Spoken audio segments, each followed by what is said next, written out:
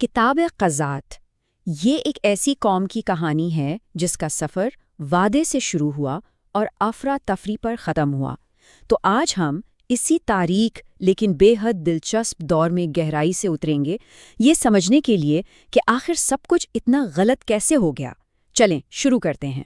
ذرا اس آیت کو دیکھیں۔ کتاب کا اختتام ہوتا ہے اس ایک لائن پر جو پوری کہانی کا نچوڑ بیان کر دیتی ہے، اور یہی لائن ہمیں ایک بہت بڑے سوال پر سوچنے پر مجبور کرتی ہے کہ آخر حالات اتنے خراب ہوئے تو ہوئے کیسے؟ اچھا، تو ہمارا آج کا سفر کچھ یوں ہوگا۔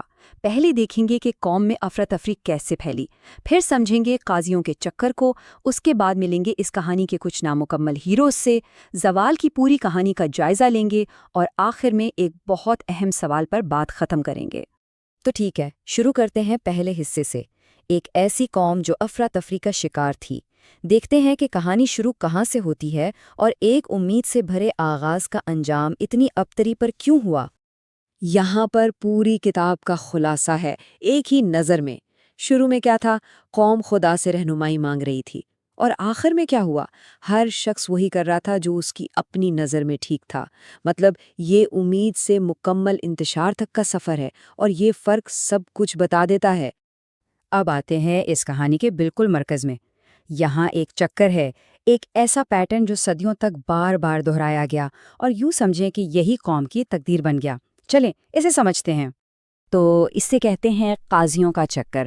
یہ وہ بنیادی آئیڈیا ہے جس پر پوری کتاب کی عمارت کھڑی ہے۔ یہ ایک ایسا گرداب تھا جس میں بنی اسرائیل پھنس گئے تھے، گناہ کرتے، پھر سزا ملتی، پھر توبہ کرتے اور نجات پاتے، اور پھر واپس وہیں آ جاتے۔ اچھا، تو یہ چکر کام کیسے کرتا تھا؟ اس کے 5 سیدھے سادھے قدم ہیں۔ پہلا، لوگ گناہ کرتے، خدا سے دور ہو جاتے تھے۔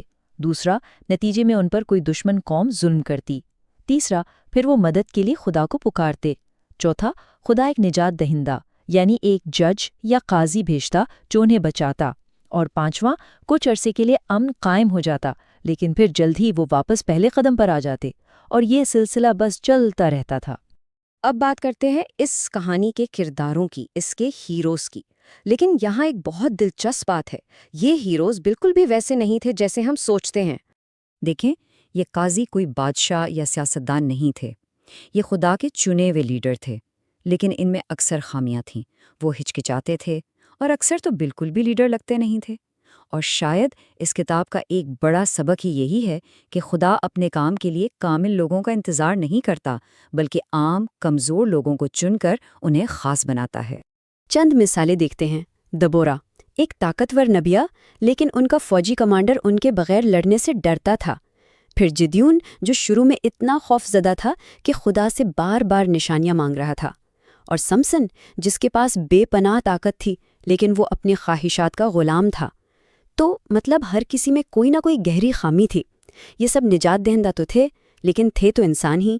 چلیں اب کہانی کے اگلے مرحلے پر چلتے ہیں۔ یہاں ہم دیکھیں گے کہ یہ چکر جو ایک طرح سے چل تو رہا تھا کیسے ٹوٹنے لگا، اور حالات ایک گہری کھائی کی طرف تیزی سے گرنے لگے۔ یہاں سمجھنے والی بات یہ ہے کہ کہانیاں آگے بڑھنے کے ساتھ ساتھ یہ پورا پیٹرن ہی بکھرنے لگتا ہے۔ جو لیڈر آتے ہیں وہ پہلے والوں سے بدتر ہوتے ہیں، امن کا دورانیہ چھوٹا ہوتا جاتا ہے، اور تشدد وہ اور زیادہ بڑھ جاتا ہے۔ تو یہ صرف ایک چکر نہیں، بلکہ ایک نیچے کی طرف جاتا ہوا چکر ہے جو ہر بار مزید تیز ہو جاتا ہے۔ یہ چارٹ اس زوال کو بالکل واضح کر دیتا ہے۔ دیکھیں، شروع کے قاضی جیسے اتھنییل کے بعد 40 سال امن رہا، جدعون کے بعد بھی 40 سال۔ لیکن جب ہم سمسن تک پہنچتے ہیں جو کہ آخری قاضیوں میں سے تھا، تو اس کے بعد امن کے سالوں کا ذکر تک نہیں ہے، صفر۔ اس کا مطلب کیا ہے؟ یہی کہ نظام پوری طرح سے ٹوٹ چکا تھا، استحکام نام کی کوئی چیز نہیں بچی تھی۔ اور اب ہم پہنچتے ہیں کتاب کے آخری اور شاید سب سے خوفناک حصے کی طرف۔ اسے کتاب کا ضمیمہ یا ایپیلاگ کہتے ہیں۔ یہاں آ کر تو نظم و ضبط کی جو بچی کچی امید تھی وہ بھی مکمل طور پر دم توڑ دیتی ہے۔ ان آخری ابواب میں جو واقعات ہیں وہ رونگٹے کھڑے کر دیتے ہیں۔ ایک شخص مکا اپنا ذاتی بت بنا کر ایک کرپٹ پجاری رکھ لیتا ہے، پھر دان کا پورا قبیلہ اپنی جگہ چھوڑ کر ایک پرامن گاؤں پر قبضہ کر لیتا ہے۔ ایک لیوی کی کنیز کے ساتھ اجتماعی زیادتی اور قتل کا واقعہ پیش آتا ہے، اور اس کے بعد اسرائیلی قبیلوں کے درمیان ایک خوفناک خانہ جنگی چھڑ جاتی ہے جس میں بنجیمیا کا قبیلہ تقریباً ختم ہو جاتا ہے۔ یہ سب اس معاشرے کا آخری انجام تھا جہاں ہر کوئی اپنی مرضی کا مالک بن بیٹھا تھا۔ تو یہ سب کچھ ہمیں واپس وہیں لے آتا ہے جہاں سے ہم نے بات شروع کی تھی، اور اب ہم تیار ہیں اس کتاب کے آخری اور سب سے طاقتور پیغام کو سمجھنے کے لیے۔ یہ آیت ایک بار پھر ہمارے سامنے ہے۔ ان دنوں اسرائیل میں کوئی بادشاہ نہ تھا، ہر شخص وہی کرتا تھا جو اس کی نظر میں ٹھیک تھا۔ کتاب کے آخری حصوں میں یہ جملہ بار بار آتا ہے، اور اس کا بار بار آنا ہمیں بتاتا ہے کہ یہ صرف ایک تاریخی حقیقت نہیں ہے، بلکہ یہ کتاب کی مرکزی دلیل ہے۔ لکھنے والا ہمیں بتا رہا ہے کہ اصل مسئلہ یہی تھا۔ تو اس کا مطلب یہ ہوا کہ کتاب کا اختتام صرف افراتفری دکھانے کے لیے نہیں ہے، یہ اصل میں ایک دلیل پیش کر رہا ہے۔ یہ ساری تباہی، یہ سارا انتشار، یہ سب کچھ اس لیے دکھایا گیا ہے تاکہ ایک مختلف قسم کی قیادت کی ضرورت محسوس ہو۔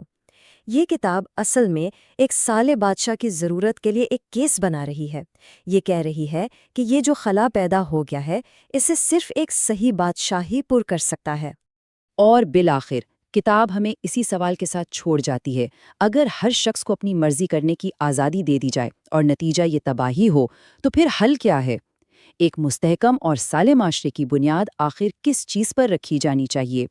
یہ وہ سوال ہے جو کتاب قضات آج بھی ہم سب سے پوچھتی ہے۔